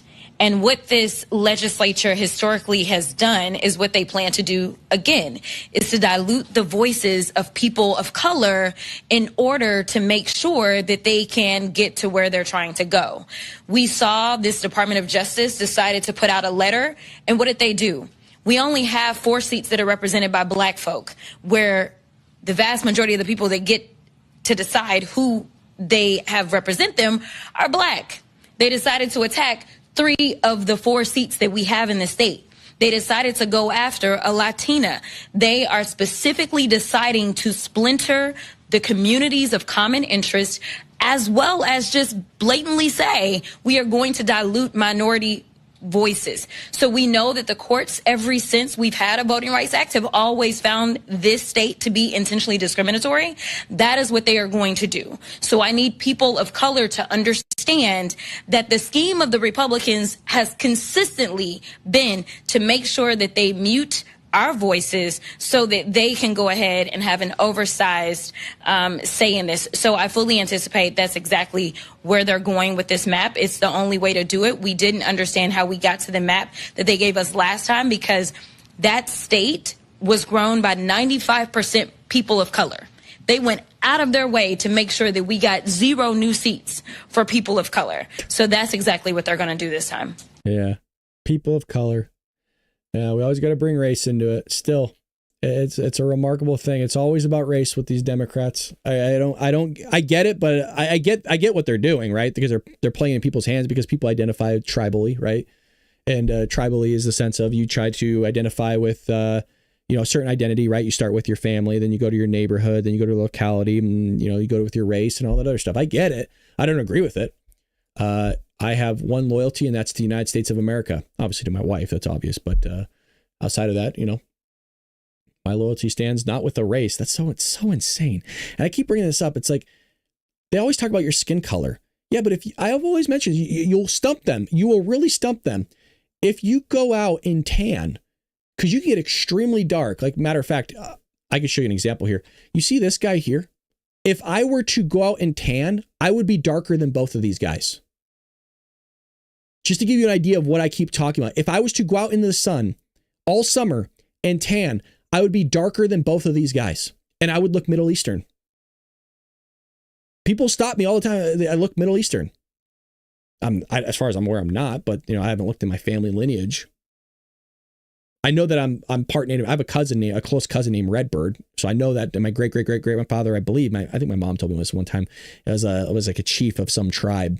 I used to get pulled out of school, out of class, to do all these Native American projects growing up. So, my question is like, well, when do I go from like white privilege to like not having white privilege anymore? If I were to go tan, like I'd just be a brown guy. I don't know. They can't answer it. They don't know. He didn't know. I stumped him. I asked him. He didn't have a clue. He didn't have a clue at all. Of course you don't. So then you got to figure that out. Well, how do we do that? What do we do when a white guy goes and tans? Oh, fuck. Because now he doesn't look white really anymore. Shit. That's a problem, huh? Yeah. Alrighty. Well, that's the show. Pretty tired now. It's like that. It's like Forrest Gump. It's like Forrest Gump when he goes running, right? I think I'm going to go home now. I'm pretty tired. But Jenny, I was running. Yeah, funny. It actually says Forest right here. Don't make Texas blue. Well, it might. A lot of people from California are moving there. Sucks for you guys. I'm 1/16 Cherokee. Very proud of that. I can't tell if that's an Elizabeth Warren reference or not, Sea-Dog.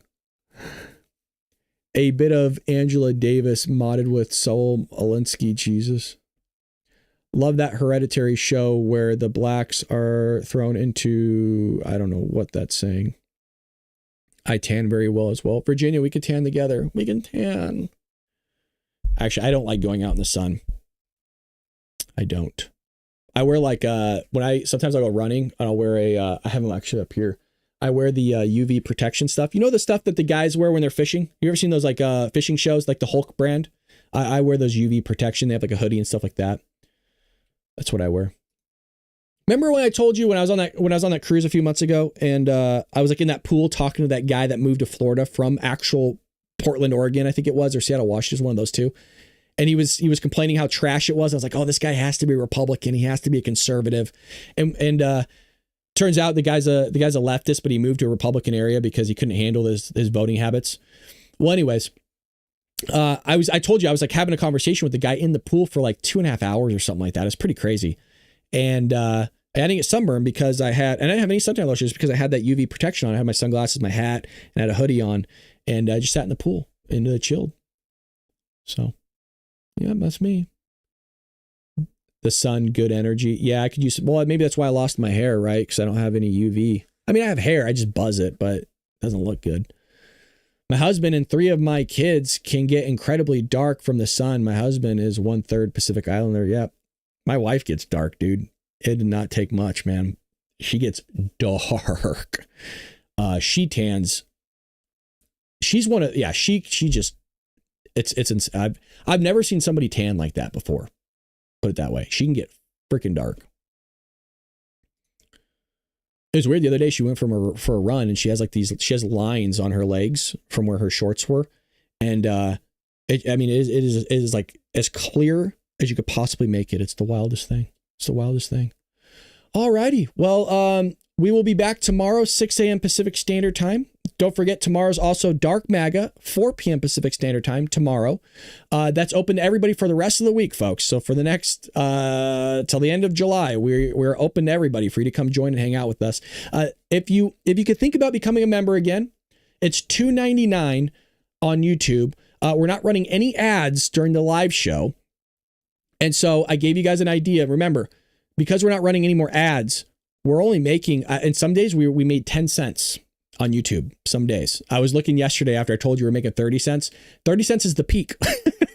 30 cents a day is the peak. 9 cents, 10 cents a day is what we're making. I'm not complaining. Please understand that. I just wanted you to see that because we're not running ads, that's why we upped up the price of membership. Now there's 2 routes. We go back to the ads and don't do the membership anymore, but I think the membership helps out a lot. So if you could think about becoming a member, would really appreciate that. There's different tiers. And if you don't want to go through YouTube and you want more of the money to be sent to us, go to my website, baldbrad.com, and you can do donations monthly there. And I know a lot of you do that. Like Sea-Dog, for example, does the monthly donation over on my website. And it gives me an email whenever it gets processed. So really appreciate you all doing that. And check out the book. That's all I got for you. Appreciate that. Wow, Bruce Rice just came through with 20 Bald Brad Show gifted memberships. God bless you. Shout out to him. Everybody give him a shout out over at YouTube. So all the people that got it, where are we at here? So Sea-Dog got a membership. Bruce Rice gave himself a membership. Appreciate you, Bruce. Little Onion got the membership. Michelle, Rob, Fila, MAGA for Life, his servant, Amanda. Damn, that's a lot of memberships. Jade Hunter, Cece, Stacy got a membership. Oh, how many memberships was that? Jeez, 20 memberships. Holy crap. Okay, well, a lot of you got a lot of memberships coming in. Give Bruce a shout out. Mind you, Bruce gave $100 yesterday. The guy came in hot and gave a bunch of memberships today. Bruce was payday the other day. Holy lordy. So Kathy, you got a membership. William got a membership. Michelle, Woodford, Fred, keep scrolling down. It's going too fast. Sorry. Jackie, Sean, Jason Tarbach. Oh, Jason, we know you. We know Jason. Lisa Walter, Stacy. Stacy's been a long time supporter. Angel. You know what's cool is a lot. Jade Hunter, Cece got one. Amanda, 82, his servant. So all these people. Good. Heck yeah. Thank you, Bruce. I really appreciate that. God bless you. And you know what's really cool is a lot of people that got those memberships have been longtime supporters of the show, which is really cool that they got those. And you know what's also funny is I don't know who the lurkers are. So some of these people are just working right now and I'm in their ear and they just got a membership. So thank you, Bruce.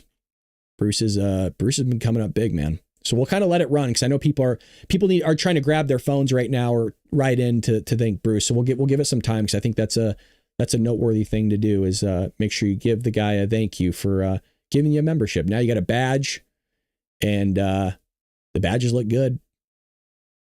The badges look really good. It's funny because some of the people, like I said, are lurkers. So I've never heard some of the names before. And so you kind of get thrown in the mix. I'm like, oh, there's somebody named Amanda 82 or where's another one that maybe I haven't seen either in a while or at all. There was one in here. Where is it? I've seen Rob, like Fila Z Media, Amanda 82. I mean, these people probably are here all the time. Jackie, Silly Meek. Well, Jackie, I think don't you have a husband? That last name is getting me. I feel like there's somebody else with the last name carry on in here. You're not in my ear, Brad. You're in my nose. Jeez, what the hell? Unpeaceful silence. I swear you are on something this morning. You're on something. Bruce Rice, do you have a son named Dylan by any chance? I gotta ask. Congratulations to you all new membership winners. Yes, big time. A lot of memberships. A lot of people are over at Rumble. Later, Brad. Have a great day. Later, Shroba. Hope everyone has a great day. All righty, we're going to end it there. Thank you again, Bruce. I appreciate that, man. That's really awesome of you. That's really generous of you, by the way. With that being said, we'll be back tomorrow, 6 a.m. Pacific Standard Time. Follow me on all social media. You never know what's going to come out that I'll post. But appreciate y'all. Yeah, have a blessed day. Pray for this country. Pray for Donald Trump. And pray for world peace. I know it's very hippie, but really, I mean, there's a lot of people out here who just want a better life for themselves, their family, and their kids. Pray for world peace so we can get this stuff figured out and we can all have a better life. So have a blessed day, Patriots. Take care.